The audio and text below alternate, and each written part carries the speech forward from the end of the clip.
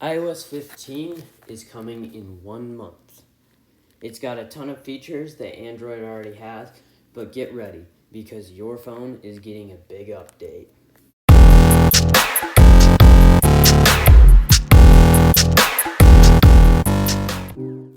So starting off today, let's talk about what Apple wants us to know about iOS 15.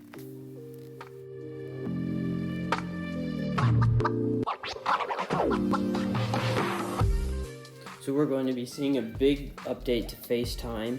Basically, you're getting a new share your screen, just like in Zoom.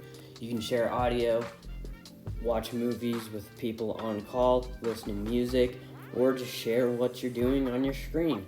Spatial audio, I am interested to see how they're going to manage this and get, I think, AirPods Pro to show where the noise is coming from on your screen. Grid View organizes your FaceTime more. Instead of it being random size squares, they're now all the same size and they're all neatly organized and packed together, which just makes everything more convenient because in the past it was all whacked. Buddy in the call. Portrait mode, now the background behind you is blurred so they can focus more on you. Mic modes, we have our default, which we've had forever, but now they made it so you can make it so they'll only hear your voice, which is nice if you've got a loud background or if what's around you is important. As with your voice, you can do both with wide spectrum. You can now send FaceTime links to people and time it, just like with Zoom. Me at school. Now you can invite more than just iPhones to the FaceTime party. You can invite Androids and Googles. They'll just have to use their search browser, and which is a lot nicer for those in the family who don't have iPhones. They now have a new feature called Shared With You. You can share clumps of things that you send straight to the app on Shared With You. This works with Safari, News, Music, Podcasts, Apple TV, and Music. Memoji, you can wear a shirt and a few new additions. Focus, it's kind of like Do Not Disturb while driving, except it can be for gaming, or driving, or reading, or working on school, or watching a movie. You can now tell people and give an excuse for what you're missing so that you won't be bothered when you're working. Notifications is a little bit different. As you can see on the left side, the logo is a bit bigger, which makes it nicer and it just looks cleaner overall. Now when you wake up in the morning, you can receive a notification summary instead of going on your phone and having like 20 notifications.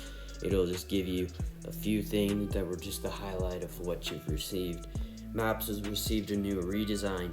Structures and buildings are now three-dimensional. I believe that is only for famous landmarks. Everything else is still got a little change, but it doesn't have that much detail on it.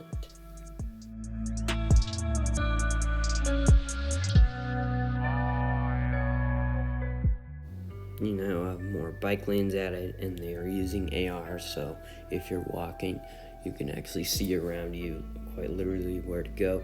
We've seen an upgrade in Safari. Now they have tab groups, which is very familiar with Google, and now they made it more seamless switching between tabs, which I like to think about, like if you hit from side to side on that white bar on an iPhone 10 or above, it'll actually change between apps, and it's kind of the same way with tabs. You can now add your driver's license or state ID to your wallet for travel.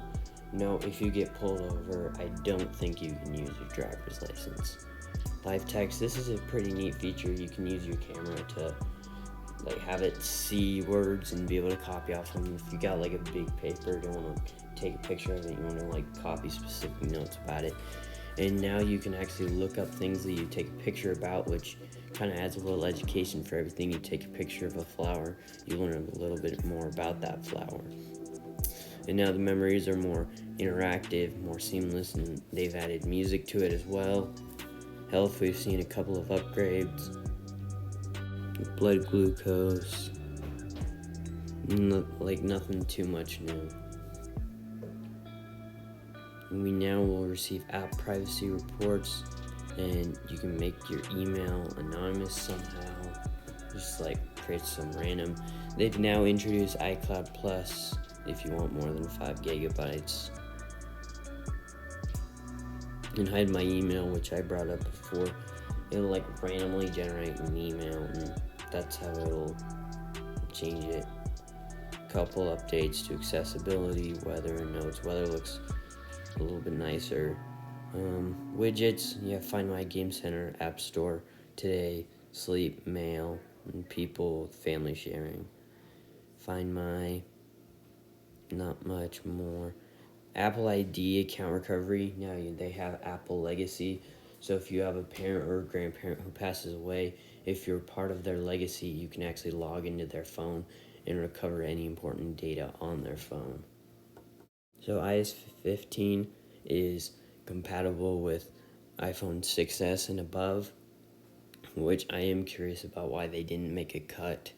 It's been 3 years since they made a cut, and they probably needed to cut out 6, 7, and 8, maybe even 10.